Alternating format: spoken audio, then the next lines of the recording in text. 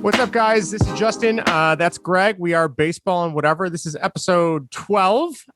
Today's topics, we got the Sox. We got some drama with Josh Donaldson. We got the Cubs. I got my finger on the red panic button. I think I'm hammering the button down now at this point. And then for sell. Yeah, sell. I couldn't sell quick enough if I could. And then I got we're for our whatever section, we're going to count down our top 5 non-Simpsons characters. So I kind of took it, Greg, as like background characters, right? That maybe have episodes devoted to them. Kind of like some of our favorite supporting characters. Supporting, that's a good way to put it. No one in the Simpsons family. Just like that. But anyone else in Springfield is up for grabs. So plus, I think you got a little bit of hockey to get out of your system. Yes, yeah, we might need to after baseball, but we can, before we get to the good stuff with the Simpsons, maybe we can go over a little bit the train wreck that is the Blackhawks organization right now. I need a hockey update from Justin. All right, we're kind of gonna see what's going on here.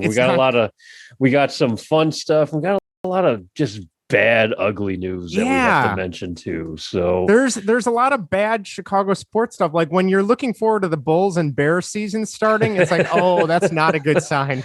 Oh man, I can't tell you the last time I was looking forward to the Bulls season. You know? I have not really watched basketball regularly since the 90s, but I, for whatever reason, started watching the NBA playoffs this year. Oh, did you? It's like really enjoyable to watch. So is it really? Okay. Yeah, maybe it's because the Bulls are so bad and these teams are actually good. I don't know, but maybe I haven't been near the NBA in a long time. I've been watching the Bucks games to pull for my my brother-in-law. Oh, okay, there you go. So, and I guess Vinny too. I don't know if Vinny's a Bucks fan, is he? We'll have to ask him next time. No, I think he's back. A Bull. Hey, he might be. But I know my brother-in-law Jake he's the biggest Bucks fan I know. So I'm pulling for him just for him. So, okay. But anyway, without further ado, if you are listening to this, you can get a hold of us on any of your podcast sorting apps that you use. If you want to watch it on YouTube, search for Baseball and Whatever. If you want to tweet us, we are at Baseball and What. You can find us on Instagram at Baseball and Whatever. You can email us at baseballandwhatever@gmail.com and find us on Facebook at facebook.com/baseball and whatever. I think I got everything out of the way there, so we are good to go. That sounds like everything to me. Okay. So all the important stuff.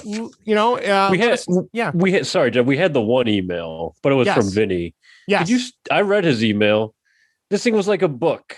It was good. Very detailed. It was very well done, but I'm not going to read it, Vinny, because you say some personal stuff about me, and it's the longest thing I've ever read in my life, to tell you the truth. We might need to like interject some of his comments about the sports stuff when we get to it too. There maybe. You go. We can it'll feel like he's here. In spirit. So I like it. Yes. So actually, let me pull that up too, just so I don't forget actually. But all right. Well, without further ado, let's get into the White Sox. They are playing right now against the Twins. Last I checked, it was 11-1. And Josh Donaldson has been struck out quite a few times by the Cubs. It's been that kind of day. The Sox pitching today. So Greg, where do you want to start with the Sox? You want to start with the whole Donaldson Giolito thing? Do you want to talk about some of the call-ups they've had, some of the guys off the injured list today and yesterday? What do you want to start with?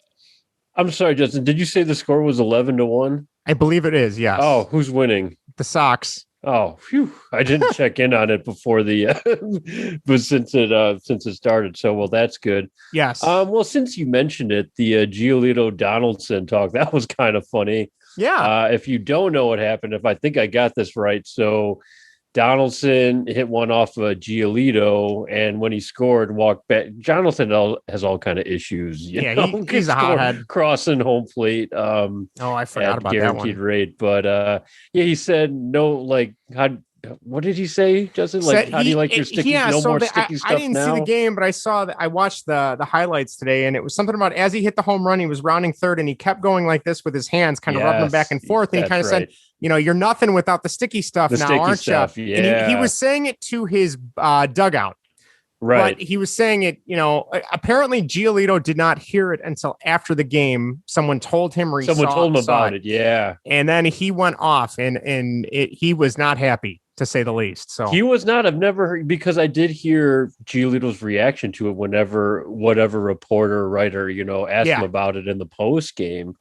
I'm like, wow, Giolito. He's usually pretty nice cool, kid. calm, and collected. Yeah. But he was pretty. He kind of told Donaldson off a little bit, by saying, well, you may have hit me. We got the win. And the win is next to my name. The win is next to my name, and you guys are in last place. So there you go. I'm like, good for you. Good, yeah. And then making an accusation against you like that. We don't know if you are using it. Right. You probably were, but there you go. Well, yeah, I know people were looking at his spin rates and they're way down, but at the same time, Donaldson's got pitchers on his team that I'm willing to guarantee at least one of them was using something at some point, right? Yeah. So I mean, don't throw stones, but he's always been that kind of guy, though. Just kind of like that enemy, couple kind of like to root against or whatever a little bit. So I mean, I get his side too. They're competing. I don't know if it was a direct accusation like that. I think he's just kind of going with what the times feeling are with the MLB right now. Yeah. So I definitely wasn't as mad as Lucas. I have no right to be either, but I did like the response. That was cool to see Giolito get a little heated like that. And so he said something along the lines of, if you're going to say something like that, say it to my face. Well, then the story came out today that Donaldson got a hold of him in the parking lot, I guess, as they were leaving the game and said, okay, well, I'm here. I'm going to say it to your face again. And they said, well, what did he do? And he's like, he didn't do nothing. And it's like, okay, Really? So, I didn't even hear that broke today. And then the other kicker, which I thought this was hysterical, and I don't know if you heard about this, but Ozzie Guillen kind of went off on Donaldson, I guess, last night in the post game. Well, then Donaldson saw that, and he went off on Ozzie Guillen during his statements today, and it was about why are we listening to this guy? He likes Fidel Castro, and he brought that whole thing up again.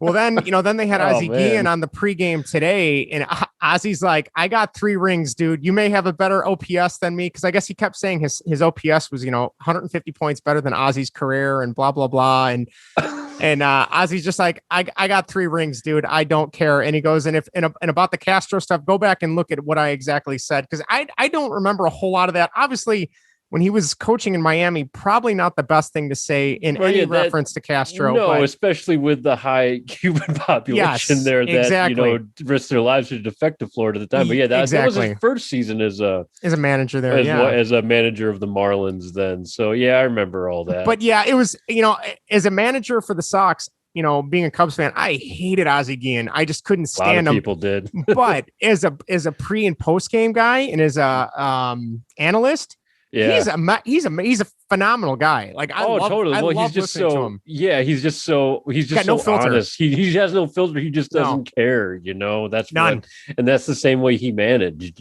So it's always kind of fun to see that. He was never your friend. He told you how it was. Yeah, very honest. Yeah, which I guess Tony does too, but he just does it worse. I guess. Yeah. While he's half in the bag when he's years. So exactly. Well, and I thought it was interesting that today they're beating the tar out of the Twins, and they supposedly Donaldson struck out a couple times. He struck out looking at least once, and beautiful. Just better than throwing at him or some BS like that. Just strike his dumb ass out. It just feels so good. And you know what? This stuff might have been more infuriating if there was, a competition, involved. I mean, I'm talking about like a division race here, but the Twins are sitting there dead last or second to last with the Royals, whatever. And the White Sox are in the lead for now, at least. So it just, I'm just kind of sitting here, just like, say whatever you want. You guys suck. So pretty much. It just feels good to finally see the White Sox better in a long time. I can kind of see why you hate the Twins so much. To a certain extent. Well, you've known me as long. No matter you hate been them. The Twins. It's always been the Twins. Yeah. So they're my least favorite. They're my least favorite baseball team. So. Understandable. Well, I mean, at least in terms of the Sox, they're kind of walking wounded a little bit, but they're getting guys back. Billy Hamilton, star center fielder now is back, or is he left fielder? Number 0 is back. He's back. Michael Kopech is back. I know Eloy is progressing. You got more baseball activities for Robert, for Luis. Robert is kind of making his improvement. And then you kind of got some guys coming up that maybe weren't expected to be up yet, but you kind of want to talk about some of these young guys. Well, I wanted to bring up one guy in particular. And yes, like you said before, Eloy has resumed some more, I said next level baseball activities. Yeah. So if we can get an August return, that would be beautiful. Mm-hmm. Luis has resumed too. I don't know to what extent though, but I'm guessing he might be out a little bit beyond to what Eloy would be. Maybe we see Luis in September, hopefully. That would be good. That would be great. But yeah, good to see Billy back. Definitely good to see Kopech back. Right. And we called up a guy who was actually on the team before from Charlotte, and albeit he was only on the team, this was like several weeks ago. He was literally here for 2 days before he sent back down. Got no at bat or no in-game play or anything. But Gavin Sheets had his MLB debut the other day, and it was a pretty nice one. He went 2 for 4, had a double, couple RBIs. So he's a power guy. I think they even played the outfield for a little bit. Mm-hmm. So I don't know, is this a left-handed bat DH option down the line? We'll see. Could be. So it was just nice to see, because I know Yermin was struggling. He's had a couple, his last couple games against the Mariners, he's done a couple things, but the power's been down. So we'll see what it's like going forward with that. But, I did see a tweet before we started recording. They said Yermin, I think, is the only one that doesn't have a hit tonight, but he's been on base a couple times. He's got a couple runs, at least a run or two. He scored. So doing some things. He's at least getting on base, which is all you could ask for, because before he wasn't doing much at all. So right, is Sheets in the lineup at all, playing anywhere? That I don't know. I was just curious. Or did they send him down already? No, I don't think they sent him down yet. Okay. Not yet. He's not answering his phone for fear of it being a call to go back to Charlotte. I am hoping Gavin Sheets is the next great 32 on the White Sox, because we haven't had, I don't know, this is the most random topic ever, but we haven't had a decent player to wear 32 on the White Sox for a while. Who was the last 32? The last 32 was Gerard Dyson last year. Okay. Before that was this guy, Jacob May, who was here for like a minute. Yeah.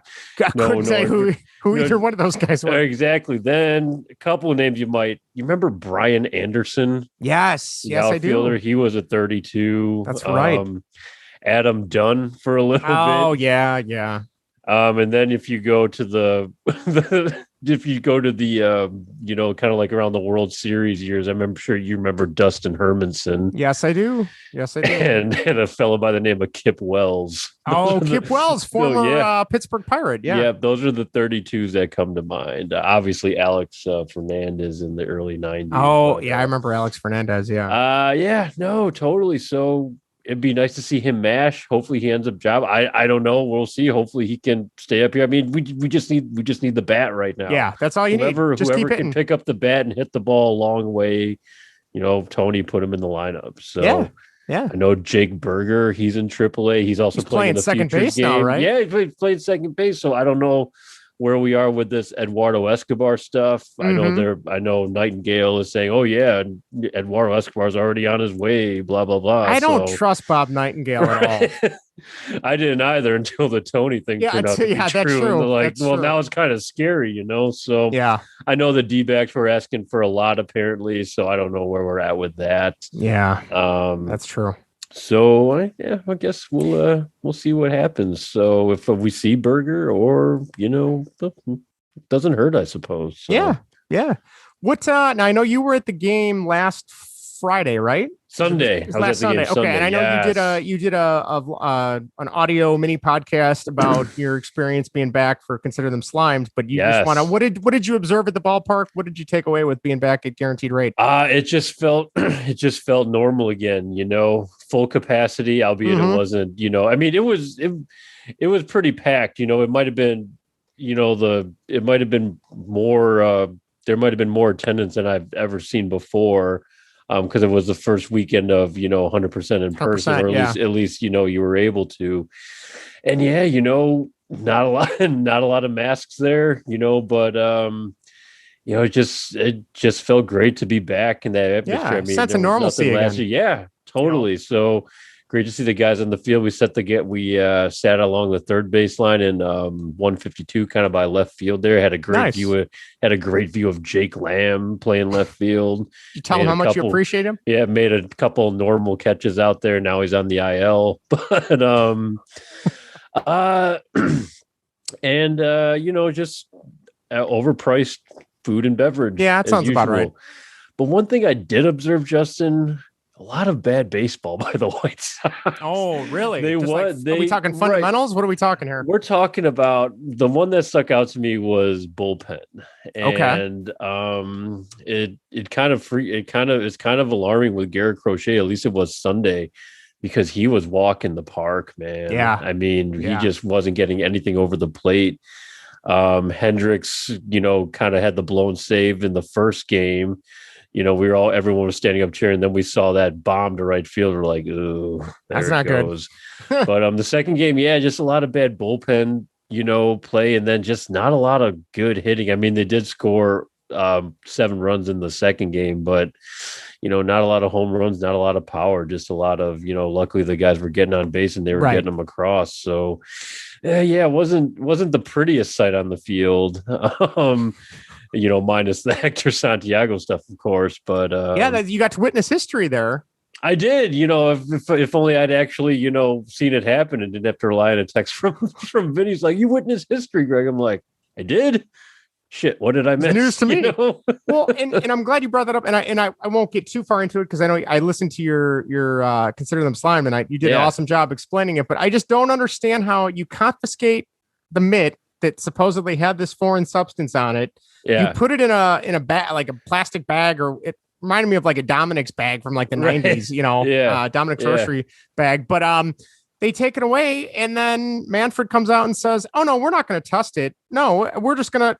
That's what the umpire wrote up in his report. That's good. So, well, the whole thing is, I believe they are sending it to a lab. Oh, they are. I think they are sending it to a lab now, or originally not, but. I think this is where it's kind of goofy. This is MLB in a nutshell. Right. So the whole thing is they're handing out the suspension on the basis of the ejection almost by the umpire. So as soon as you are tossed, start the clock for what they see, exactly, the suspension is just like automatic from there. So technically, I mean, then Santiago appealed saying, no, it was just sweat, rosin and sweat, rosin. Yeah. So now they have to go test it. So I'm wondering if the testing, is the result of the appeal or something like that, or if they would have done. So if he didn't appeal, which I don't know why you wouldn't, I guess, would they even go through the testing process? Like, no, in the MLB, you don't see, it's just kind of, it just feels so. I mean, me personally, ever since this rule has been instituted, I feel like, so much of this stuff has just been such a mess. I feel like they're making up some of this as they go. Like, there's something to be said where if you're going to institute a new rule in the middle of the season, and don't get me wrong, if there's people using spider tack, and we talked about all that previously in another episode, but like if you're using, you shouldn't be using that kind of stuff. But you're going to go through all this trouble of creating a new rule in the middle of the season. You better double check and make sure you have everything is set. Like if X, Y, and Z happens, then these are our responses. If situation A occurs, then we need to go over to this page because it tells us how to handle this. Mm-hmm. And they clearly just said, "Oh yeah, if you see something, just kick them out of the game. We'll give them a 10-game suspension, and that's it." At least that's the way it looks. Those are the optics of it. Maybe they have had meetings. I don't know, but maybe they'll learn off of this one because it probably won't be the last suspension. No, probably I'm not sure, but it just seemed, they caught off guard a little bit. It's like, okay, now we have to test the glove and actually prove what this is. So I don't know what they're testing for or whatever the lab will do, they'll do. So I guess we'll just see, what happens with, what happens with the suspensions. So Hector Santiago, former White Sox, just like, I'm not even mad about it. Just whatever. I'm more mad. It's just like, just more, more politics, more process just to go through all this BS. Yep. So it's for something that they haven't even confirmed yet, Yeah, exactly. So we'll see. All right. Well, on that note, we will shift gears to the Cubs, which, what a train wreck. So I am waving the white flag. Make it stop. Oh, he's throwing it in. I don't want it in. Oh my God, this team is a joke. All right. So where do we begin? Well, what was the final today? Was it 10-7? No, it was 15-7. Oh, my mistake. Yeah. 15. So let's talk about that first, then we can work our way backwards. So the Cubs start off today. They spot Jake Arrieta a 7-run lead in the first inning. I saw that on Twitter and I said, you know what? I am going to listen to the game today. Mm-hmm. I wasn't going to. I just got done cutting the grass. I was going to, work out. I'm like, no, I'm going to just listen to the game on my Alexa, because I still can't watch the game on TV because, the Marquee Network is doing so well. But anyway, sidebar. So I start listening to the game. I'm like, oh my gosh, 7-run lead. And then I see Vinny on Twitter saying,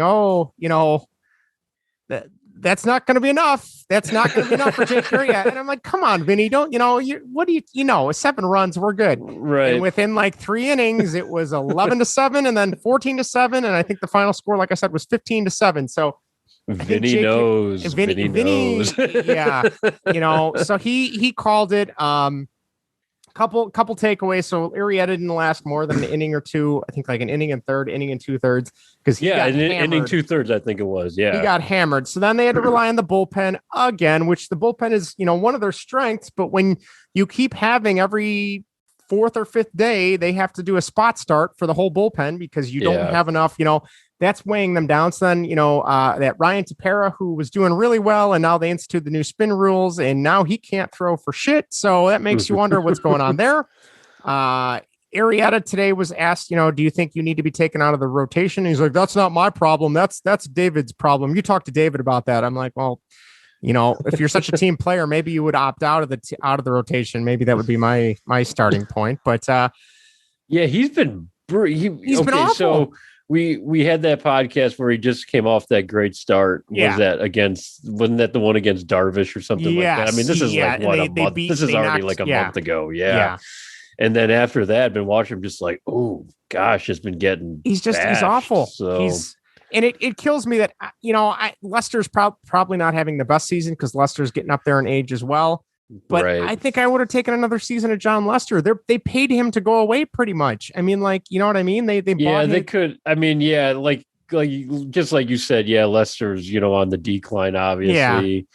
But you could have gotten Lester for cheaper, and you would have had more of a clubhouse guy, I suppose. Yeah, better clubhouse guy, not some anti-vaxxer, whatever Arrieta's into these. So I don't know. I don't know if it'd be better, but I mean, just be different, I suppose. But I mean, either way, I guess it wouldn't be, great or something. Yeah, Lester. I think you think of John Lester as more of a Cub, more of like a Cub, a Cub legend, and so I guess you can make it for Arrieta. Don't get me wrong, his best days are way behind him. Oh yeah, totally. Arrieta was more dominant, in that couple years with the Cubs. Yeah, I mean, he just let it all out, but. Like I said, that's all those guys have, they had their time, I suppose. Right. So. Right. And that's, I was on Twitter a lot during the game because I was just listening and I'm like, I can't believe how bad they are. Like you are now 6 games behind the Brewers and you're still in second place. That's how bad the Central Division is. This team is garbage. They should not be anywhere near the Reds are what? 7.5 back. So they're a game and a half back now. Game and a half back of the Cubbies. So but it's just it's ridiculous. And I was tweeting with I don't know if you're familiar with Sahardev Sharma. He's the beat writer for The Athletic. Yeah, excellent writer. Him and the guy that runs Bleacher Nation do a good Cubs podcast. But anyway, he had kind of was tweeting about Ross saying we're gonna take the off day tomorrow to reevaluate our pitching staff, but we don't really have anybody that can take Jake's place. And I said to him, not expecting to get a response, I said, that right there is that quote is what upsets me the most as a Cubs fan, because when Theo came in, granted, this was 10 years ago and they did get a World Series. So I know those are two big ifs, I guess is what you would say. But he also said sustained success. Thank you. And that's what I said online. I said, he kept promising Cubs fans, we're going to have sustained success. It's going to be persistent. We are going to build from within, so we don't have these huge gaps where we have no prospects coming up. And here we are 5 years after the World Series, and the manager is saying, I don't know who to pitch the fifth day because I have no one I can rely on. They got no one to plug in the spot. There is no one in AAA or AA that you can even do a spot start for. That's how bad your pitching prospects are. So that makes me think, is that why Theo got out a year early? Because he saw this coming and he's like, forget this, I'm done. They clearly, now the one thing that Sahardiv Sharma did tweet back at me was saying that, well, they did just can everybody that was in the scouting office, I guess, in 2020. So they put in new people to start that over. And I said, that's great. I said, don't get me wrong. This is me wallowing in self-pity right now. But it's like, we were promised this bill of goods that, yes, we got a World Series, but they also promised us sustainability and sustained success. And that is 2016, the team. That's what good teams do. Yes. In 2016 was I almost feel like that was an anomaly year because of how well they played. And then after that, it was evident in 2017 that this team was broken, and we're 4 years removed from that. And they have still not done anything to fix the stuff that's broken. Like the hitting comes and goes and move out a core piece, don't move out a core piece. They have sat on their hands and done nothing for 5 years since the World Series. It's so frustrating. Well, I mean, especially for me, it's that, like you said, it's that starting pitching, not even, a guy to plug in. I mean, at least with the White Sox, if a starter goes down and, knock on wood, hopefully no one does. But, there is a guy, there are several guys to step that are, a plane flight away in Charlotte that are on the 40-man. That could be a serviceable. I couldn't tell you a single pitcher in Iowa or, I don't. Tennessee, the Tennessee Smokies, because they never talk about any of them. There's no one. So I don't know. It's just so mind-boggling and frustrating. And then today was a perfect example. Patrick Wisdom was playing first, which isn't even his natural position. hitting second place. He got hurt, and supposedly X-rays were negative. So then they put in. And I had to look him up because now they're on their fifth or sixth catcher now. Guy, Taylor Gushue, if I'm pronouncing that right. He was a catcher from AAA. He's playing first base. He is the fifth backup catcher they've had to carry this season because the guys are either awful or they can't stay healthy. Right. You had Victor Carantini, who I really liked. I really thought he could. Now, granted, he hasn't really turned into too much yet in San Diego, but I really liked him as a backup, especially. Totally. Well, he went with You can never, the backup catcher is a huge, valuable position, especially if he's the personal catcher for your ace, even like David Ross be the first one to tell you that. Yeah. And, he was the catcher for Yu Darvish. So, that was a package deal that went together. But, I agree. He was a nice player. So, oh, man. So here, I'll run through these really quick. Here's some just awful stats that go along with how bad they're playing currently. So as of Monday of this week, the Cubs had the worst offense in baseball the last 2 weeks. The Cubs were slashing a 167 batting average, a 240 on base, and a 327 slugging with a 34% strikeout rate from June 14th through Sunday night's loss to LA. And that was from John Greenberg at The Athletic. He's really a really good follow on Twitter as well. Next part. Cubs currently have the fifth worst monthly average on record for batting average, a 186 this June. This is among MLB teams with 500 plate appearances as a team in any given month. All right. This is my favorite stat. This one right here. It says the Cubs went 12-16 in June, losing their final 6 games to fall 6 games behind Milwaukee. Yes, this is awful. Their team batting average was .188. This is the worst month in any season in Major League Baseball history since the year 1900, Greg. They hit 188 in April of 1944. That was the last time it was this bad. So you have to go back 121 years to find a Cubs offense that is this bad. There's something about the Cubs that go back to like the early 1900s when you have to reference some stats. That is jarring. Oh, that is upsetting. Yeah. That is wow. It's pitiful. It's where'd you find that one? That was from Twitter. That was something I found on Twitter. I believe that was from one of the MLB sites I follow on Twitter. Last one I had was the Cubs had 40 home runs in June. However, they are most among any team that's ever hit below 200 in any calendar month recorded in AL and NL history in baseball. So they're doing a lot of strange things. So here. Their offense sucks. Their starting pitching sucks, which is causing their bullpen, which was their strength, to now be weaker. You got Rizzo's back is acting up again on him. So you know what? I love Rizzo, but long-term contract, nope, sorry.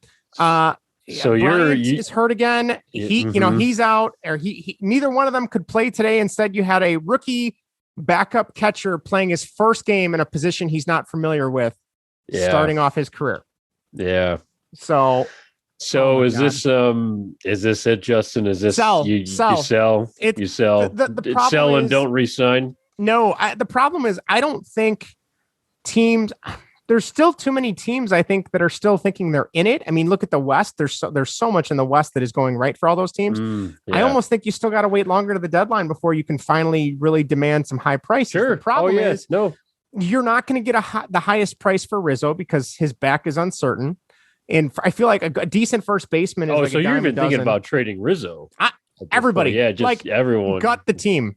Now watch, if they win like the next 15 in a row, I'm going to be flipping my script on that one. That's what that's been the whole season though. I mean, but that's what it's been every year is, we got a run left in us. We got to run. We'll get a run in June. Okay. That didn't happen. We'll get a run in July. Nope. August. Nope.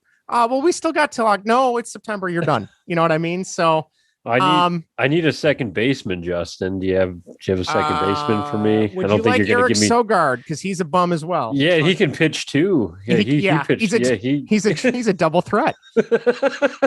Can't hit. I don't know if I want Sogard, but I'd still take Chris Bryant, I guess. I think Matt Duffy got put on the 60-day injured list now, so he's not coming back. So that's you can just count that out, I suppose. So now they're going to rush Nico Horner back, and who knows if that's a good call. Horner, I forgot. Horner's still out. Yeah, man. He's been out for a while. So I don't know. It's the other thing I thought was funny is I saw a bunch of people complaining on Twitter about, Schwarber. He had 12 home runs in the last 10 games. I guess he's going to be in the home run derby. Is he? Yes, he is. He is having a phenomenal season in terms of his hitting. As of right now, he's got 25 home runs. He's got 53 RBIs. He's got a 253 batting average, which is okay. He's got a 336 on base and a 576 slugging. So that's like typical Schwarber stuff. He's doing what he does. I'm glad you brought that up. Is the last time he had a full season, which was 2019, he had 38 homers, 92 RBIs, a 250 average, a 530 slugging, and an 870 on base. I'm sorry, plus slugging. OPS, sorry. I'm throwing too many stats out at once. But yeah, that's a typical Schwarber year. And, selfishly, I would have taken that over Jock Peterson this year. And he's batting leadoff and doing well, which they tried that and it was not working here. I don't know if that was a managerial issue with Joe Madden. I don't know, but it's funny. These guys leave and they resurrect their career a little bit, Yeah, that's interesting. And the Nationals are kind of, on the come a little bit, to try and creep up on the Mets over there. So especially with the Braves faltering. So good for Kyle, but how's Jock's? I saw Jock's name still on the All-Star ballot. It is whether or not it deserves to be there. I threw him a vote. Did you really? I did throw him a vote. All right. Well, let's look up his year. Okay, he is batting 238, a 307 on base, and a 430 slugging. How many home runs? 11. 11, okay. And 33 RBIs. So 10 less than Schwarber. Yeah. So Schwarber clearly having the better season. Yes, Schwarber. Yes. So I don't know, but if you would have told me 3 weeks ago that this is what was going to happen, I don't think I would have been surprised. I feel like they were playing above their weight class. They were punching up and things were looking great, but you knew that it wasn't sustainable. The bottom was going to fall out at some point, right? Right. But it has really fallen out. It's like, holy cow. What a dumpster fire this when this series was on the calendar, I was like, all right, this is where you're going to see, are they in it or are they out? And granted, I know it's tomorrow's July 1st. So we got a month. You still got a month till the deadline, but I don't see that they don't have enough. Like, they just can't. You can't expect all these guys that were playing out of their minds who never did it before. Either A, they got hurt and they're not even playing anymore, or B, they're starting to regress to their means now. And sorry, this is definitely, I think it was Vinny had said in the past, it's not worth trying to trade and just to get in. It's not even worth trying just to get in, because you're going to get knocked out. Yeah, you're going to get beaten. Yeah, and especially if things fall. I mean, even if you do trade, things could easily just fall apart in August, September. Exactly. That leaves you even more screwed. So yeah, we'll see. We'll see. I mean, we got a month away from the trade deadline. It's the end of this month, I guess you can say now. Or no, What's today? Today's June still, isn't it? June 30th. Yep. June 30th. Okay. So tomorrow's July 1st. So we'll see what happens. We'll see what happens with this. I know we sound like a broken record saying that, but that's Cubs management too. This thing is just taking twists and turns all over the damn place. So, oh man. Well, we'll see. I'd still take Chris Bryant. We need him. I'll take Kyle Schwarber too if the Nationals. Yeah, I would take him Nationals back too. Are like, oh, this is not our year. It's like, oh shit, give me Kyle Schwarber right now, DH for us. Hell yeah. Heck, I'd rather have Jock Peterson playing center and then have Kyle back in left, because Ian Happ cannot. Oh man, he's having an awful.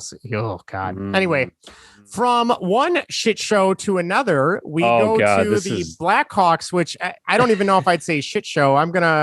I typically don't swear too much, but I'm going to upgrade them to a clusterfuck. Before we get to that, Justin, yes. Do we want to, while we're on the topic of shit, do we want to bring up Trevor Bauer? Oh yeah, thank you. God, I completely forgot our little MLB. Yes, let's.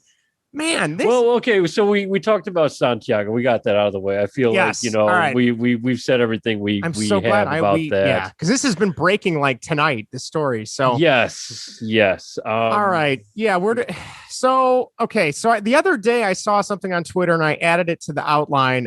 I'm glad see the Cubs. I'm seeing. Yeah, you're all the flames, messing with your mind. Like that Clue movie. You're ready to leave it as fast as possible. God. So a couple days ago, this story broke that Trevor Bauer was under investigation of an alleged assault in Pasadena, California. And that was it. That was all that came out. So yes. The awesome writers at The Athletic, I know a lot of people they get pissy when you bring up The Athletic because it's behind a paywall, because they're that's how they do their business. But man, they have some, I got in for the $1 a month sale, and I think I got it till August, but man, their writing is so much better than any other places that are free. But anyway, that's neither here nor there. So they have been investigating this. And the story broke that apparently, Trevor Bauer, it wasn't just an alleged assault, because that didn't make it you couldn't really tell what it was, but it sounds like it was either like a forced sexual assault or rape. The specifics are still coming out, but they did some awesome, I shouldn't say awesome because it's not an awesome situation, but they did some amazing research, and they, interviewed people that were in relation to the alleged victim, and she kind of recounted everything that was going on and kind of talked about it. And I'm not going to get into it, but if you have an Athletic account, or if you want to pay a couple bucks to read the story, holy cow. Obviously it's all allegations at this point, but with some of Trevor Bauer's past history, just on Twitter and the way he acts and conducts himself, man, it's bad. I mean, it is really bad. And we knew Trevor Bauer was kind of a loon, but not this kind of loon. So actually, when I did hear about this, I was actually shocked, because I never saw him as like a bad guy. Just kind of like just an annoying dickhead or whatever, which is fine. Baseball needs guys like that. Got plenty of them. Yeah, but we got no room for this, man. I did actually on Twitter. I did get a hold of The Athletic. I got the link, and I must have found like a jailbroken link or something. Okay. It took me to the page. I was able to read the article, and I won't get into the graph because it is pretty graphic. Yeah. But what sounded like a consensual, sexual started off relationship. As something, and then it went very south. Really took a turn if you read what's reported there. Yes. Yeah. And it's pretty disgusting stuff. But like I said, there is a restraining order right now. I also found it interesting that is Rachel Luba no longer Trevor Bauer's agent?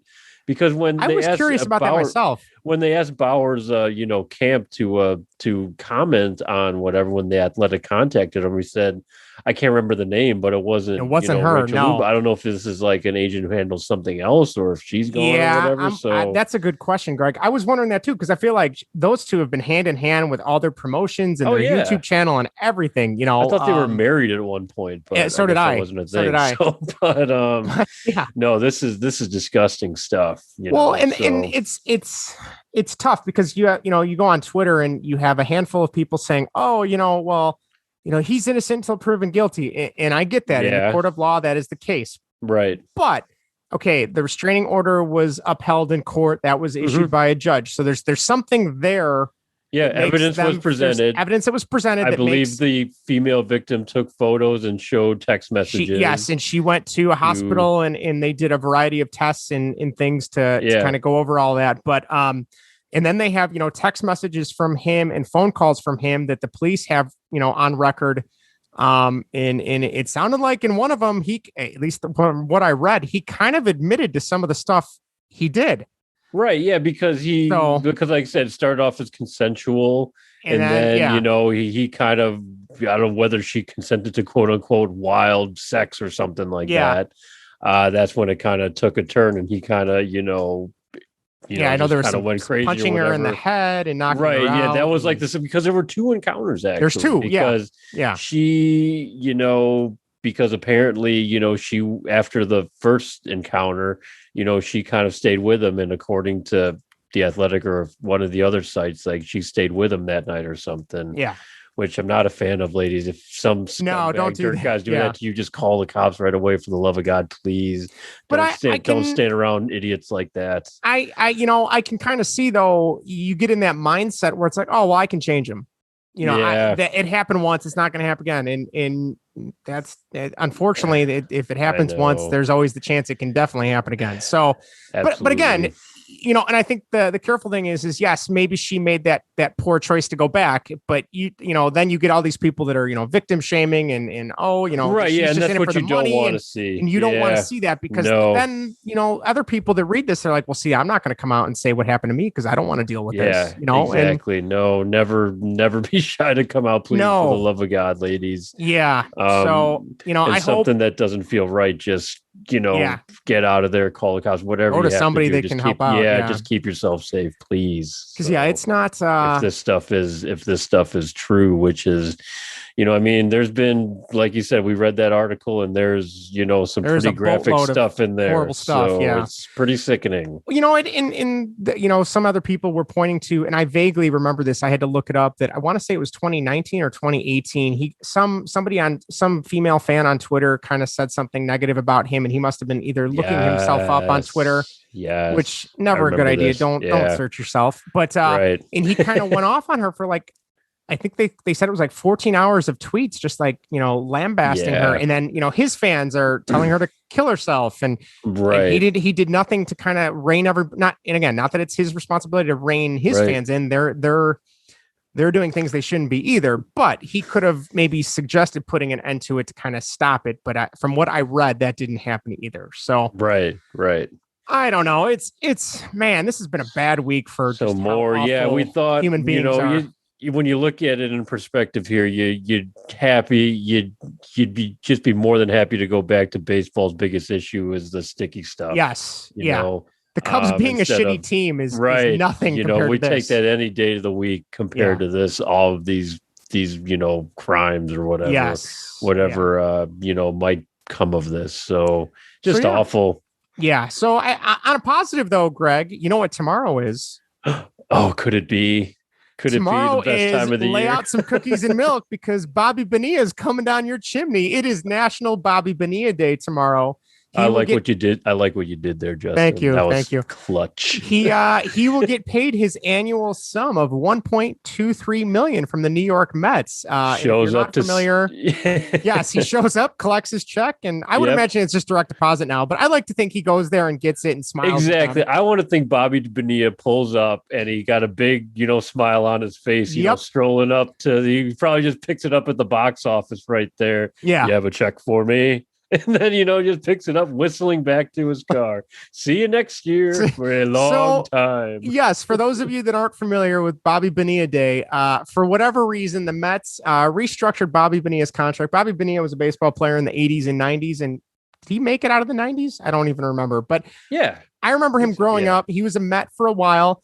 They gave him some, rather large contract in, near the end. They asked, can we restructure this and pay you $1.2 million from 2011 to 2032. So every year on July 1st, when this time frame re-ups, he gets another 1.2 million from the Mets for just doing nothing. Well, I mean, I guess it's back pay, I guess technically, but still. Yeah. And I love it. I'm here for it. I saw the Mets. What I find funny is the Mets have totally leaned into this now, and they have some major announcement tomorrow to coincide with this. So it's like, whatever. It's kind of funny, but thank God there's not a salary cap, because if that sets you over the salary cap, there'd be a lot of angry Mets fans. Yeah, no, absolutely. I mean, thank God it's only $1 million. How much is it? $1.2 million or whatever. So something like 1.234 or something like that. That's a good point. Like if it did affect this, like think about puts you into the luxury tax. If the Mets were, contending, if they were $1.2 million over the luxury tax and it's going to Bobby Bonilla, that might drive someone nuts. But it's fun for us. So. It is, and especially not being a Mets fan, I'm all for it. So right, an anti-Met a little bit. There, I've had some bad experiences with Mets fans at Wrigley. What can I say? Nothing horrible, just very loud. Yes. Loud. I would try a New York accent here, but I'm not even going to bother. But anyway, real quick before we get to our whatever section, Greg mentioned the Hawks debacle. So if you don't know, or if you haven't been listening long, I'm a huge hockey fan. Blackhawks are my team growing up. Actually just went and filled in and played in my men's league last week. Haven't played in a year since before the pandemic, and I filled in on our team as a sub this past week. And there you go, right on the ice. Goal, we won. I like to think I still got it at age 34. I don't know if I do, but man, was I sore the next day. Holy shit. But anyway, so the Hawks. So the story broke recently that two players from the 2010 Stanley Cup team are suing the Blackhawks, and a former video coach who the allegations against him is that he sexually molested or assaulted both of them. From what I've read, it was that he got them drunk and tried to do a few things to them that they were not okay with. From there, they went to a skills coach, and the skills coach then went and told Stan Bowman, who was the general manager, John McDonough, who was the team president, I believe Al McIsaac, who was the assistant general manager, and there was a couple other coaches that said they knew. And from what we've been able to find, again, The Athletic has done an amazing amount of research on this. John Greenberg and Katie Strang are two of the NHL writers as well. And they pretty much said, no, we're not going to go to the police with this. This ends here. We're going to just sweep this under the rug. We don't want this to ruin the Stanley Cup run, which I'm sorry. I love hockey. At a certain point, though, again, like the Trevor Bauer story, there's something that comes up that rises above the whole I want to win thing. And this is a clear case. Well, and what makes it even more sickening and disgusting for me is there is the supposedly they then sent their skills coach or the team psych. I don't know which one. I'd have to double check. They sent him to go back and talk to these two players and say, this is all your fault. It didn't really happen. You're making a big deal out of it. Yeah. And if you go to the police or go out of the ranks and do this on your own, you are never going to see the ice again in the NHL. We will bury you. Pretty much, scared them and threatened them, to keep quiet. And I've seen a bunch of people saying, well, they're men. They should have just fought this guy and that would have been done. And I disagree with that, because from what we've read, these guys were very young. I'm assuming they were rookies. We don't know. They're John Doe 1 and 2 at this point. But if you have worked your entire life to get to the NHL, you finally get it. You're on a cup contending team. This happens to you. And then your boss or someone in your boss's boss or someone that works for your boss says, right, this goes away. Otherwise you're done. And 18 years, sweat, tears, blood you've put in, and that can all be taken away. I get why they didn't say anything. Yeah. But that doesn't make what the Hawks did any more correct. Like, it's just so appalling. Yeah. And I think the biggest takeaway, and I know we're running late, Greg. I know you're good tomorrow. You're good. The biggest takeaway is the Hawks management knew about this, or at least the research and the reporting shows that they knew about this. And then they let him go to the Stanley Cup parade. with all the families. Yeah. And then he leaves the team and they write him a glowing recommendation to go work in college hockey. So he can, it broke today that he went to the University of Miami. They have I think a Division II team or a club team. And there was an allegation against him there, and they reached a settlement out of court because this kid that he supposedly assaulted or molested wanted this to go away. Yeah. And then he goes to Michigan and he is a registered sex offender now in Michigan too. So clearly this isn't just being made up. I mean, no, this isn't a one-time. Yeah, exactly. This isn't a one-time isolated incident. This is reoccurring, predator behavior. You need to gut the entire management because the problem is now they're going to start ratting each other out because McDonough is set, the skills coach came out on the record and said, hey, I told them they refused to do anything. And then Bowman says, well, I told McDonough and McDonough refused to do anything. Well, McDonough's not even with the team anymore. Yeah, so McDonough's been gone a couple of years. So you can already see the writing on the walls. They're going to try and pin this on him and say, oh, well, he's gone. Yeah. And I'm sorry, that is not good enough. If regardless of where you work, if there is a major crime being committed, especially one that involves molestation, even if it's of an adult or an assault of an adult. Yep. Doesn't matter. At a certain point, you're like, you know what? No, I have to do that. Your conscience has to speak to you. And I don't know what the hell they were thinking. Yeah. Whether it was mishandled currently or mishandled in the past, there has to be a consequence and a termination for it. And if you didn't need, a reason, to terminate Bowman before, now you have, you've got a reason plus some more, And the frustrating thing is, and they did this, it's so well, not delineated, but like articulated and set up. You can see exactly the Hawks management was going to do this. They came out yesterday, and said, oh, we've hired an independent law firm to do our own internal investigation. Okay. Well, if you hired them, how are they independent? Right. They say you seem to be still in charge. You are still paying them. So if they come up and say, oh, you guys really messed up. Yeah. Like, oh, well, and the other thing is, this is the same law firm that did the investigation of the women's gymnastics team. And we know how bad that went with that Larry Nasser, who was a complete monster. Yeah. But they're circling the wagons already because then they asked Gary Bettman, who's the commissioner, can you say anything about this? He goes, oh, no, there's an internal investigation going on. I can't speak about it. So, I don't even want to wear my Hawks stuff because it's so appalling that organization, granted, they'll have their day in court and that's fine. But when you read all the details and you look at the guy who's currently on the sex registry list in Michigan now, 1 and 1 add up to 2 pretty quickly. And it's like, I don't even want to support this team right now because they are so appalling because of what this management, do, or in this case didn't do. Right. So, and unfortunately there are several stories besides the Hawks where things like this have happened. There's a player named Theo Fleury. He wrote a book. He was a really good hockey player, had a lot of addictions because he tried to self-medicate, because he was sexually assaulted by his coach when he was in I want to say in teenage, was that bantam? I can't remember what the age, the named delineation is, but he was a middle school, or not middle school, like a high schooler or junior. He got sexually assaulted. And then it came out that this guy had done it to other things. So unfortunately, it seems like it's happened more than once now with the NHL, and it's a scary, scary situation. So we'll see what happens. It's definitely going to be, I'd say, for the next 3 to 4 months. I saw they had Jonathan Taves come out and say he was coming back to play this season. I'm like, okay, did he do that? Did they have him do that because of all the bad publicity? Which then it's like, well, that's pretty shitty too. But just to try and cover up all the all the ugliness that is in the news with the Blackhawks. So that's where we're at with that. Highly recommend check out The Athletic. Their hockey writers are amazing, and I believe it's Rick West, head of TSN, has been investigating this as well, if you're curious about this. But so that's all we got for the MLB. We got a little NHL talk in there, so I appreciate that.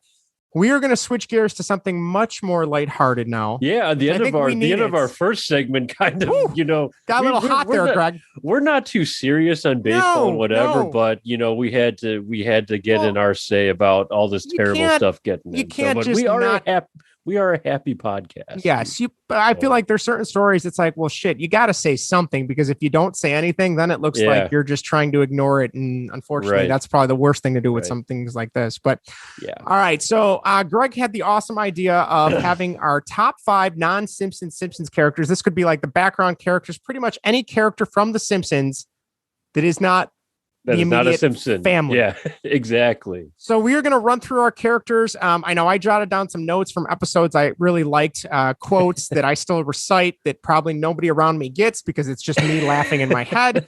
But we are going to kick it off with number 5. Greg, you want to start us off with your 5th favorite non-Simpsons? I absolutely will. Are you still watching The Simpsons, so Justin? I mean, just to kind of. Good. I'm glad you brought this up a little bit. Go ahead. I still watch The Simpsons on Disney Plus, but when it hits season 10, I turn it off. You turn it off. And I go back to about season 3. So like 3 through 10 are my wheelhouse.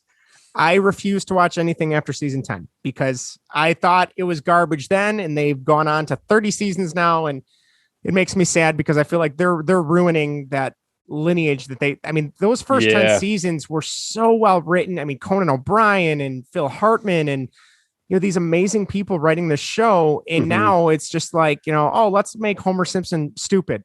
Yeah. And I feel like in the 90s, there was so much more to his character. It wasn't more the show was more wholesome. It was wholesome. And it wasn't just, hey, let's see what stupid thing the family does this week. There was an arc to each episode, but exactly. So what about you, Greg? Either way, let's take a trip back in time and go back to some of our favorite characters and moments. Yes. I haven't watched it. I'm just like you, Justin. I go back on Disney Plus, and those are The Simpsons for me, all those early seasons. That's it. I actually go a little bit farther than you. I'll sneak into 12, 13, because there's still some good quality in there. There are a few that I've like, I remember that episode. And then I kind of look through the 12, 13 season, 14 seasons. I'm like, I did not realize it was that far along. You see like an outlier, and they're like, I remember that one. I watched that one because it was like the one from that season, whereas like the earlier ones, it was the whole series. But it wasn't like that consistent stretch. No, it wasn't like a season 8 or something where you just love every single episode in that. Yes. But either way, I'd also like to say, like, for these lists, I think it's really hard to put down a bad answer. No, because there isn't. Almost any character could be on the table here, I agree. Because there's so many awesome moments. With my list specifically, I was telling Justin earlier, I could easily interchange them if I wanted to. Top 10, top 20. Exactly. Yeah. I could be done with this and be like, I should have left, I should have put this. I'm already thinking that. Yeah. You're already thinking, but I went with my gut here. I just kind of went with my instinct. So I'll start with number 5. I don't know if you're going to expect this one, Justin. Okay. But I'm going to go with the man himself, Bart's friend's dad, Kirk Van Houten. Can I borrow a feeling? Can I borrow a feeling? Sleeps in a race car. Cracker Factory, gets fired from that job. And what was the line? So this is it, huh? Goodbye and good luck. I don't remember wishing you good luck. I don't remember wishing you This is going to quickly devolve into us just saying Simpsons quotes for another half an hour. Exactly. It's like, are you the guy that put flyers on our windshield? Oh, no, I'm his assistant. I tried it once. Oh, but I messed it up. I love this guy because he's, Homer Simpson is portrayed as, the kind of like the dumb, overweight, stupid guy, loser of Simpsons, although, you love him. The whole town. This is the guy that's the bigger loser than Homer. He's worse than Homer, yeah. So you really, you really know you hit rock bottom when you're worse than Homer. There's that episode where, Bart sells his soul and he goes down to Milhouse's grandma's house, or apartment, because they are staying at the apartment. And he just wakes up. He's like, damn it, Milhouse, give Bart back his soul. I got work in the morning. And I'm like, yes, that's how I feel when my dog wakes me up, So great pick. So, I will admit he is in my honorable mentions. Okay, there you go. Of course, voiced by Hank Azaria, who said in an interview that he came up. I love always hearing the inspiration for these voices, especially where, guys like Hank Azaria, Harry Shearer get some of the ideas. But he just went on and said that's his impression of Milhouse. Really?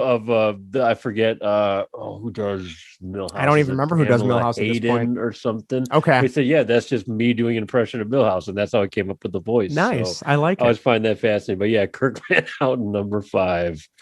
Bart's friend's dad. That is awesome. All right, I'm going to go with my number 5. This was a tough one, but I thought about all the episodes he's in that just have good, memorable lines. And there's one episode in particular that I just really, really love with this character. My number 5 is good old Waylon Smithers. Good call. So, all right. He's in a variety of episodes. First of all, I love that dynamic between him and Burns, that he so wants Burns, that, which is funny, is in the 90s, this was so, taboo. It was like, is Smithers gay? And that was such a big deal. Right. But the one episode that comes into mind is I believe it's the Homer, the Smithers episode, where Homer is Mr. Burns' secretary, or personal assistant. Pretty much. He's giving him all these things things that he's got to do. And then meanwhile, you see Smithers is like vacationing in Key West. And there's all these things that are going on. And Mr. Burns is like, what's going on in the background? Oh, nothing. Oh, sorry. There's a conga line forming behind me. I got to move on, So I love that episode. I love his interactions with Homer, where he's like, all right, I'm going to call Mrs. Burns, and then you're going to, connect her to Mr. Burns, and then I'll come in and save the day. And then Homer ends up, disconnecting Mrs. Burns, and, he's, hello, this is Mrs. Burns, your mother, and stuff like that. And then you see, Mr. Smithers obviously freaking out and stuff like that. But love that. I also, the other two things I think of is, I believe it's when they're at the like race, not the race. Yeah. The racetrack, like the drag strip races. And, he gets a foam finger from Mr. Burns, and he's like, I just don't understand the appeal of these giant foam fingers. And just the way he says it, and then there's the episode where he gets he gets stung by bees and he's dying, And this is a quote my family, we still refer as, what happens when you get stung by a bee? Well, they cause me to die, and so we wrote that in many a time with other things now. So that is my number 5, Waylon Smithers. That's a great call. And you mentioned so many great moments. One of my favorite moments too, and it's really small. It's the episode where Burns goes broke. And he has to open the little Lisa slurry factory. I think that's the same episode. And Burns is looking at his old stock ticker. Yes. And I forget when the huge market crash was. I went Great Depression. Oh no. Smithers, why don't you tell me about this? I wasn't born yet, sir. It's like it happened 25 years before I was born, sir. That's your excuse for everything. Yeah. So, that's that banter back and forth with Burns, Or even the Who Shot Mr. Burns episode. Oh yeah, great that 2-parter. That 2-part. Yeah, but he's God bless Smithers. He's always putting up with Burns. I mean, this is a man that loves Montgomery Burns, and he's willing to put up with all the mistreatment and bullshit. Yes. So great call. All right, what's your number 4, Greg? My number 4 is Jeff Albertson, aka Comic Book Guy. Oh, all right, good. That's a good pick. Another good pick. Another Hank Azaria voice. Comic Book Guy. Worst insert noun ever. Worst podcast ever. Podcast ever. Some of my favorite quotes, obviously, like the besides the worst episode ever. When I think it's the one where Homer has to climb the the mountain or whatever. Oh, the murder horn. Yeah, King of the Hill one, and he's hiding in the porta potty. Just a little comic dude, and then the porta potty comes off. He's just sitting there with his pants down. He goes, "Oh, it appears I will have to find a new fortress of solitude." Or when the new kid Springfield in the Halloween's in the House of Horror. Oh, I've wasted my life. I've said that a few times. Right, exactly. You feel for him, and I feel like it's almost a very scary, accurate, portrayal of a person. Kind of like a middle-aged, another middle-aged obese, that's no devoted, skills, all their life to one thing. Yeah, just having the comic books and all his super friends and his shop and everything. Also a member of Mensa. That's right. The Springfield chapter. So I love the one episode, and I can't remember the specifics of it, but Bart goes in to buy something. I can't remember what it is, but the person, is it the Bleeding Gums Murphy album for Lisa maybe? And then he says, oh, but he died. He goes, oh, and he takes his marker and he marks up the price even more because he's dead. Yeah, exactly. So just stuff like that. That's another great call. My favorite episode with him is when he dates Agnes Skinner. Oh God, I forgot. after he has the heart attack that one. after hosting the Tom Savini presentation or the presentation in his. That's right. And then he ends up dating him. When they come in to bust him for all the bootleg videos. Yes, and that's Chief right. Wiggum goes in, comic book guy, you're under arrest for, bootleg videos, but we'll reduce the sentence if you put on some pants fast. So, great moments with that. Those are some of my favorites. Good pick. All right. My number 4, one of my favorites, and Erica was down here asking what we were talking about for the whatever section. And I said this, and she said, oh, he would definitely be on my list. So she was happy that I had him. So my number 4 is the Scotsman himself, groundskeeper Willie. Yes. My number 3. I will never forget the episode where I don't even there's so many good cold opens to the Simpsons where you don't even remember what the rest of the episode is. But for whatever reason, Santa's little helper gets stuck in the air vents at the school. Yeah. And they're like, they got to get him out. And he just rips off his shirt and goes to the lunch lady and goes, grease me up, woman. Grease me up, woman. Yes. And then they put him in the vents, and he's, I can't remember if it's Skinner or Bart. They have this little machine. They're watching Alien style where the beeps are. Like the little tracker. Yeah. The little tracker. Yeah. And he's like, oh my God, he's coming up right behind him. And then they cut back to Willie, and he's just screaming with laughter because the dog's licking the grease off his legs. So that's a great one. I love the one where Bart walks by and, Willie is doing his accordion and talking about Scotchtoberfest. And then they bust Bart because there is no Scotchtoberfest. And I think Willie's like, you lied to me, Skinner, something like that. So just a great character. The other thing I'll say, the Treehouse of Horror used to always scare me as a kid. I never would watch them. But there's the one where groundskeeper Willie is like the Freddy Krueger. Yeah. And he comes back and he tries to get the kids in their dreams. So that is the one that I really still good watch. Treehouse of Horror. That's a great one. So that's my number 4. That was my number 3, Justin. I just feel for Willie so much because I know because as an employee of school maintenance, according to Skinner, the lowest degrading work known to man. I feel for Willie, especially when he's got his, I love the scene where Lisa's, cheating on, she's in the boys' bathroom and Nelson Muntz has his own office in there where he has the answers to the test. And Lisa, in her conscience, she refuses to cheat. Yes. Nelson has the answers. She refuses to cheat. And there's Willie right across, arm deep in the toilet telling her, good job. I never cheated as a kid and look where it got me. And then he goes, oh, that's a nasty clog. Oh, you got yourself a partner. you knew exactly what you were referencing. I'm just like, you know what? That is, hilarious and scarily accurate. Yes. All, in all different fields of facilities maintenance in a school district. Because that's the guy that does it all by himself, and I feel for him. Yes, totally. That is a great number 3 pick. What was did you say your number 4, Greg? I did say my number 4. So my number 4 was comic book guy. Number 3 is groundskeeper. Okay. So you do your 3. I'll do my number 3. All right. This one, probably more of not really a deep cut, but maybe a little bit. My number 3, and I'm sure people are going to give me a hard time about this one. My number 3 is Martin Prince. I love that kid. Good call. I don't know, growing up, always wanting to get good grades. I think that's why I identify with Martin and Lisa. There is the episode where they go on spring break and they end up renting a car and they go to the Wigs Fair. I can't remember the name of the town now that the Wigs Fair was in. It was somewhere in Kentucky or Tennessee. Was it not Nashville? I don't remember. Memphis, maybe? I don't know. But anyway, Bart creates these elaborate, invitations to the National Grammar Rodeo being held in Canada, which makes no sense. And, they cut to all the kids showing their parents, and Nelson is the only one that's genuinely excited to go to the National Grammar Rodeo. He doesn't realize it's a joke to get on this, amazing spring break trip without parents. And that just made me think of myself, like the whole, the rules are there to keep us safe. That was my motto growing up. Didn't want to venture too far out of the line. Got to stay even keel, even path. And then I also love. There's 2 episodes. The first one I'll mention is when they go to get the lemon tree out of Shelbyville. Yes. And he is teamed up with Nelson.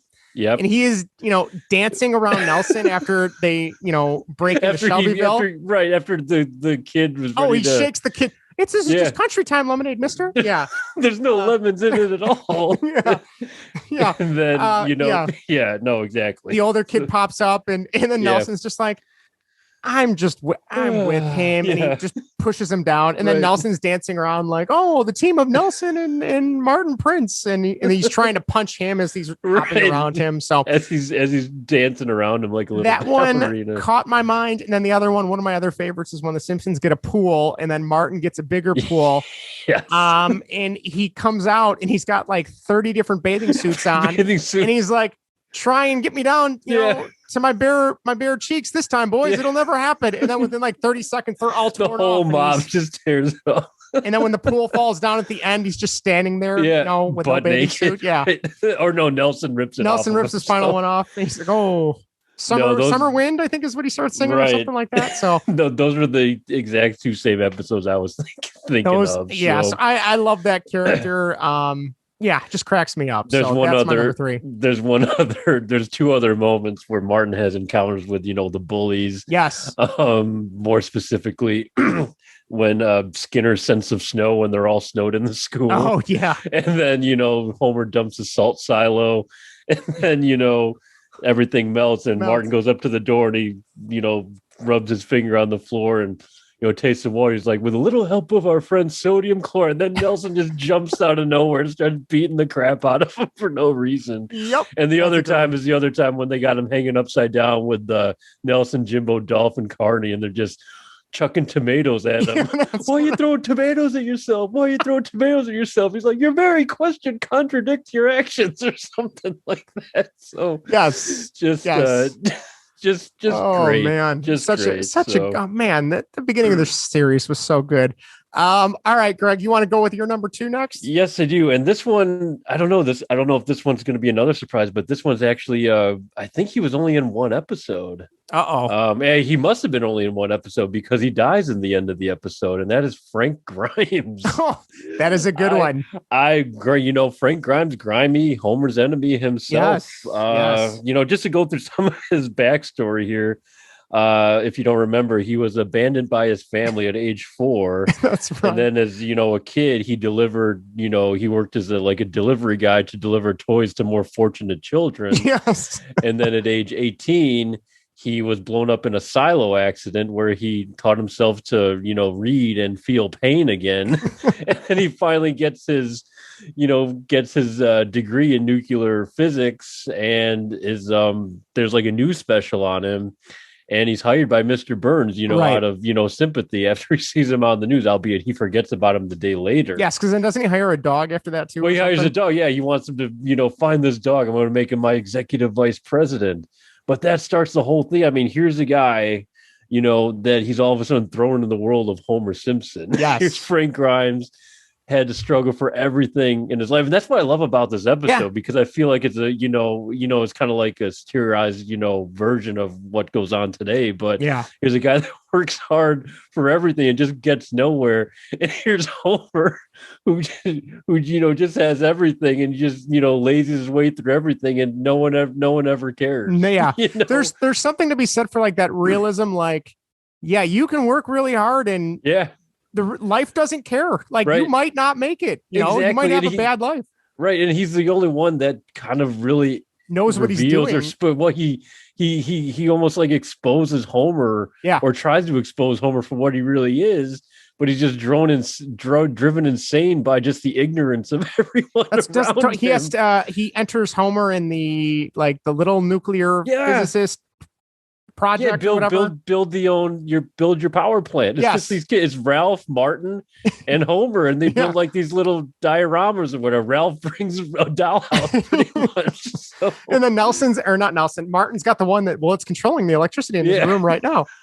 Next, and then they bring out Homer, and it's like, look, he's in a competition for children. Yeah, and then I think it's Lenny or Carl's like, pipe down. Yeah. So Homer wins, and everyone starts cheering. And Grimes can't take it. He's like, what is wrong with everyone? Is everyone insane? And that's when he has his breakdown. When he loses it. And, that was the whole moment. Extremely high voltage. I love too. I think when Homer wins, he kind of asks the crowd, like, what is wrong with people? He beat children. And he's like, I think Lenny's like, yeah, he beat their brains in. Yeah. Or I think when I love too that Burns doesn't realize it's Homer. He's like, and what's your proposal, little boy? And he's like, well, I think these racing stripes look very nice. And I added some fins for air resistance. Yeah. First prize. And that's the whole thing. I always called Frank Grimes like a real life person, from, planet Earth was transformed into, a Simpsons character. Simpsons universe. Dropped there. Because I feel like he's like one of the more realistic. You can't, he couldn't get ahead no matter what. He couldn't get ahead. And he just, he's just driven insane by Homer's buffoonery. Exactly. Even when he's invited over to the house. And, God bless Homer. He's trying to make amends with this guy. He wants to show him he's a professional, he's not a fraud or anything, but he just can't, help himself along the way. And that scene is just so funny when Grimes goes into his house. Yeah. Just like, good heavens, this is a palace.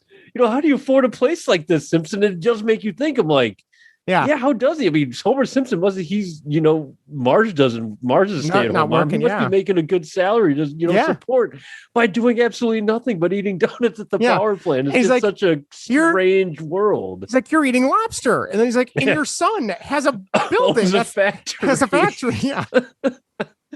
It's arguably one of my favorite episodes too, but just a real solid, hilarious character. And the ending is so perfect because here he is at his funeral, no one's there except Reverend Lovejoy and the Simpsons, and they're lowering him down. There's, I think, Lenny and Carl are there, and there's Homer asleep going, change the channel. That's our Homer. Yeah, that's a great one.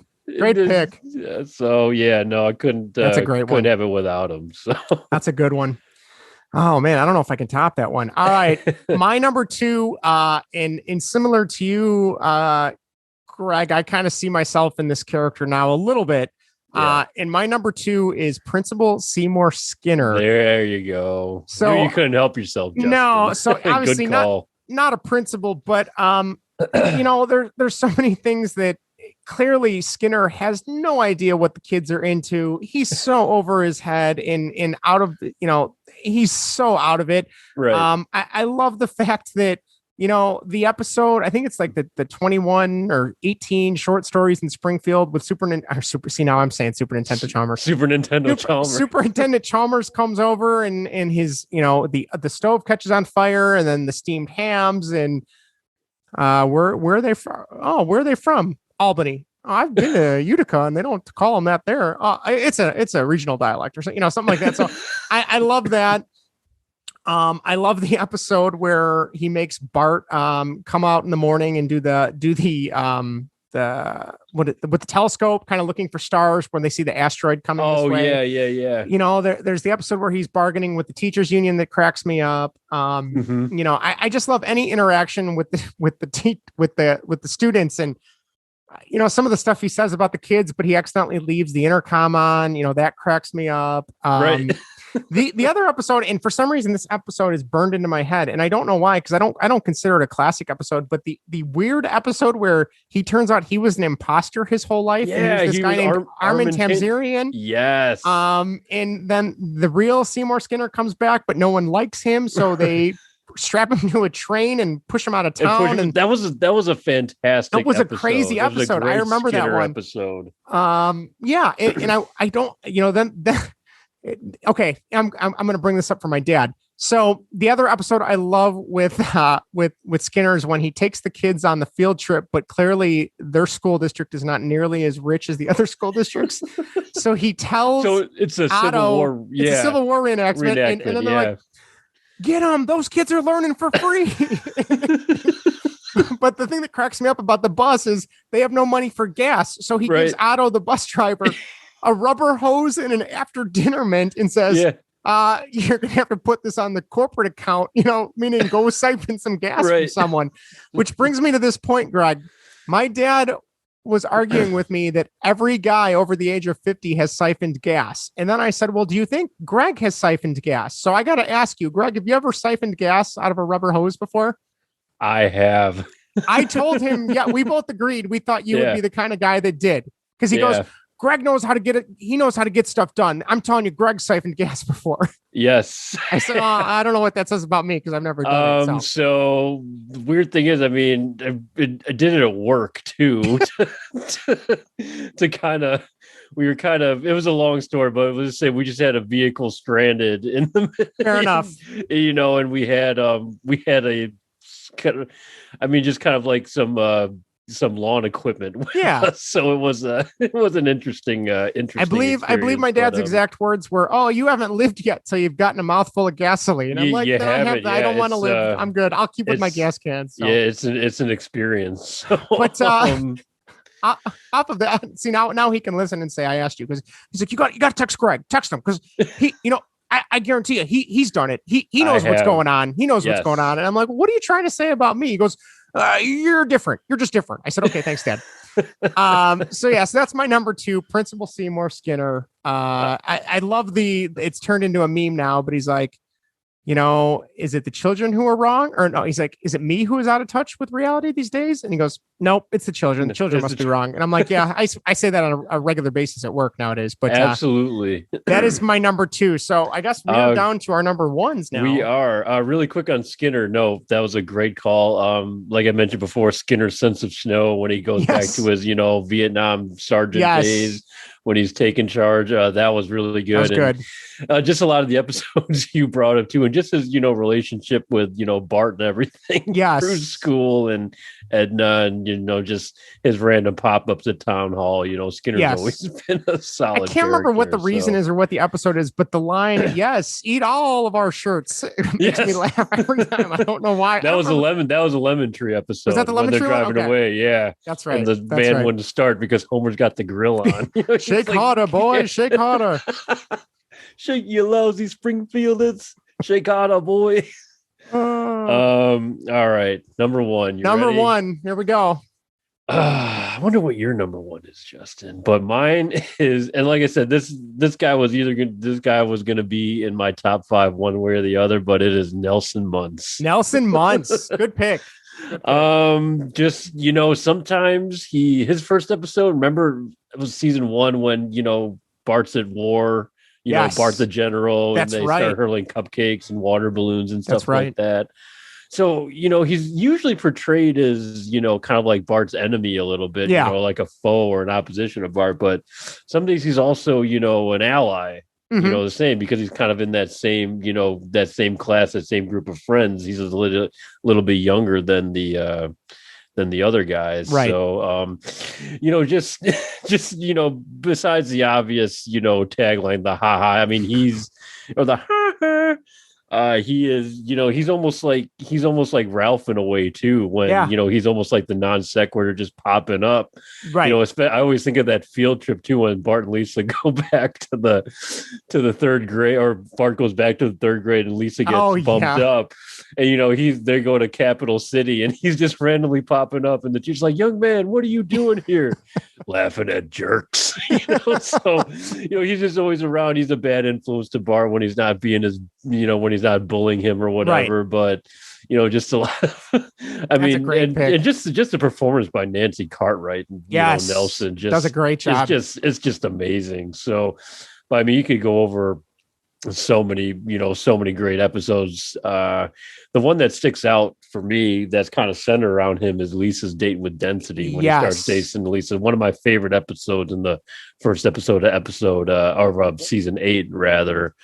And just, really good Nelson story. So that's a great one. And I love going back to the Wigs Fair episode when they have all the fake, invites to the Grammar Rodeo, and he just goes up to his house and he slams the door and goes, I'll be back later. And then he just walks off. I can't remember what the exact line was, but going out, Mom, or something like that. Right. Well, it's you really love him for those little moments like that. Like another one when Homer's a chaperone on a field trip and, they might have been driving to the post office or something like that, but they went to the zoo first and Bart, Lisa, Nelson, and Milhouse are in the car, and Milhouse is like, "Hey guys, let's play, I Spy. I spy with my little eye something that begins with D." And Nelson turns around, hits him on the head, "Dingus!" And Homer's like, "God bless you, Nelson." So just moments like that are fantastic. Oh, that's a great pick. That's a great pick. Oh man! All right, here we go. My number one. All right, here we go. Number one, my favorite character. Maybe my favorite character. Well, I say maybe my favorite character out of The Simpsons, but I don't know. That might be a stretch. But favorite non-Simpsons character is Milhouse Van Houten or Houten. Anytime he's on camera on the TV in an episode. So my favorite episode of all time for The Simpsons is called Summer of 4'2". I don't know if you know which one that is. So I got to watch that because that's like their 4th of July episode and their summer vacation episodes. I need to watch that soon. But there's so many good one-liners in that episode. Lisa dresses up like a hipster to change her persona while they're at this lake house that Flanders let them borrow. There's a line which won't make any sense to any kids nowadays, but Milhouse goes, "Whoa, Lisa's hanging out with those cool kids and she looks like Blossom." And I'm like, I don't know why that's so funny to me because I remember that TV show and I never watched it, but that one cracks me up. I love that same episode where they're Milhouse and Bart and Marge and Homer are playing mystery date on the back porch. And Homer's like, "Let's see who your date is." And he goes, "Oh, Bart, you got the dud." And it looks just like Milhouse. It's got like the blue hair glasses and red shorts. It's kind of like the default loser kid or whatever. And I love like the animation. You just see Homer's mouth go gaping wide open and he looks at Milhouse and he's like, "Hey, Poindexter, you look just like the dud," or something along those lines. And then he's like, "Hey, stand up for yourself, Poindexter." Like he keeps like razzing him. Right. And then the like I mentioned earlier, the episode where he buys Bart's soul. And he's in the backyard in his like sandbox with like GI Joes and tanks, and he's like using the soul as like this enemy force that they're trying to destroy. The other thing that really I love is I can't remember what the episode is, but where there's a flood coming and Milhouse has like the short waders on. And he looks down. He's like, "Everything is coming up, Milhouse." Yeah. So, and then of course, him as Fallout Boy. Line. Yeah, his Fallout Boy is great. Jiminy Jillikers. I don't even know what it means anymore. I say it so many times. We've shot the scene 10 times already. We're done. Yeah. So that's a great one. Going back to the Grimes episode where Bart buys the factory and Milhouse becomes the night watchman. Which makes no sense. And then he gives him a nickel for the coffee machine and the rat drops in. And then, Bart shows up the next day and the factory is gone. And he's like, "Milhouse, you're the night watchman. What happened?" He goes, "I was watching. It started shaking and then it fell over." and then all the rats go into Moe's and it's like, "All right, tuck your pants into your socks, boys." So Milhouse is my favorite non-Simpsons character. I love that kid. Great. That is a great call. I always love, especially with Milhouse, I always love, the crush on Lisa reoccurring, story arc.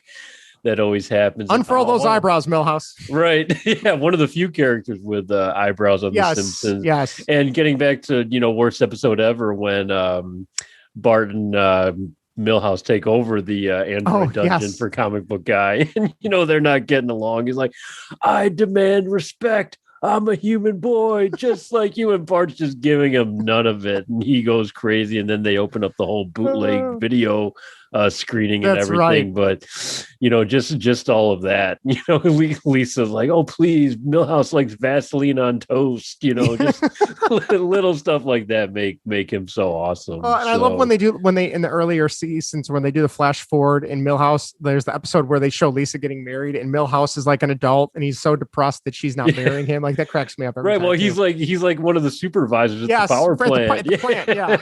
And Homer's still there. He's got to ask permission for his time off for the wedding. Yeah. Right. So no, that's mine. So yeah, couple, honorable mentions. I love the sea captain, Lenny and Carl. I love totally. I love Flanders. Sometimes I'm all for, and then sometimes it's like too much, but there's a lot of good Flanders episodes. There is, I almost had Flanders on this list just because of Hurricane Nettie. Yes, that's one of my. I know I'm rattling off a lot of season 8 here, but it's my favorite Simpsons season ever. And that is when he loses his mind, when that whole little rant there after his house collapses. And if you upset old Nettie, I'm going to tell you about it, or I'm going to let you know, something like that. You are going to hear about it. Or I think there's a load bearing painting on their new house. Yeah, it's the the Krusty the Clown poster is the load bearing poster. And then you got, there's a toilet in like the living room or kitchen. The kitchen. And I think is it Wiggum that's like Wiggum? Yeah, you ever try to toilet up the stairs? Yeah, so that's Florida. Wiggum's another good character. Yeah.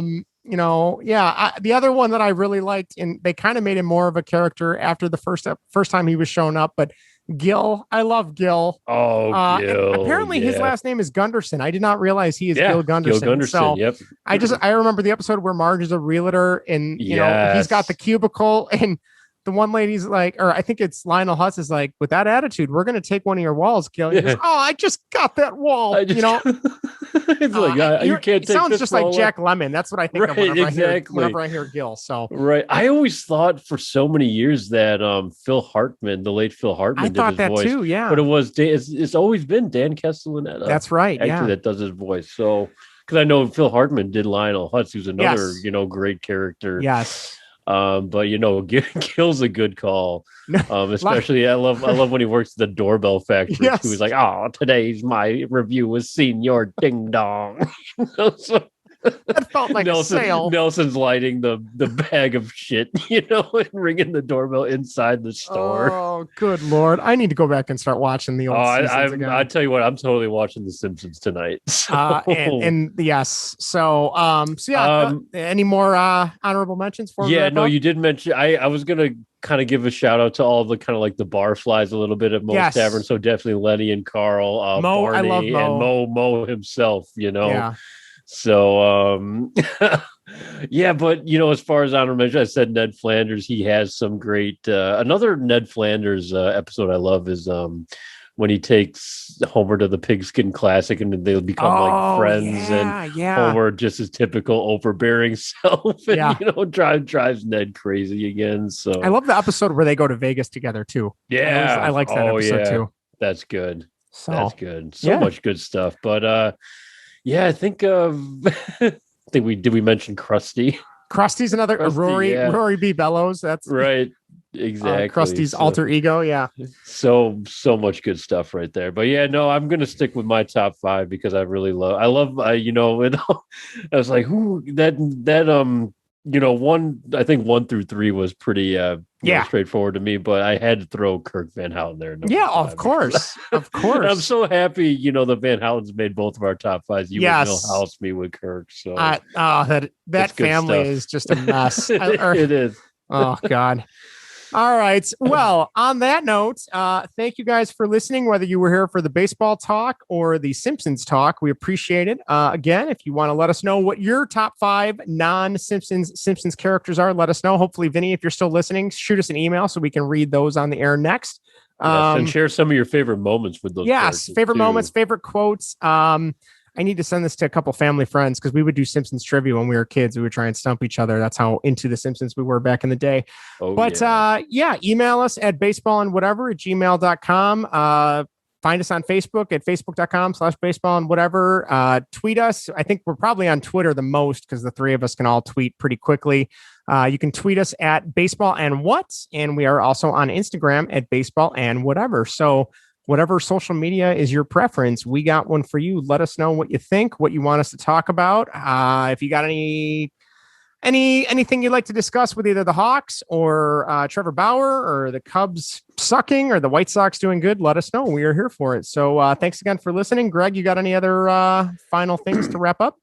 Another fun time, Justin, doing good times I'm kind of glad we're bringing in the Simpsons a little bit into our show. We'll definitely revisit that a little bit. So that sounds good to me. Exactly. So, all right. Well, until next time, Greg, you got any other consider them slime ideas coming up in the near future? Or are you good for now? Slime. Yeah, no. Couple ideas. I think Justin, we'll have to have you back for a part 3 of the video game backlog, and then maybe doing a little bit of an origin episode and why I call it Consider Them Slime. Oh, I will definitely listen to that one. Definitely listen to that one. So we'll see when that comes around, but definitely some more slimed in the works. So excellent. All right. Well, on that note, thanks again for listening. Take care. Stay safe, and we will talk to you guys next time. Thanks, everybody. All right. Bye, everyone.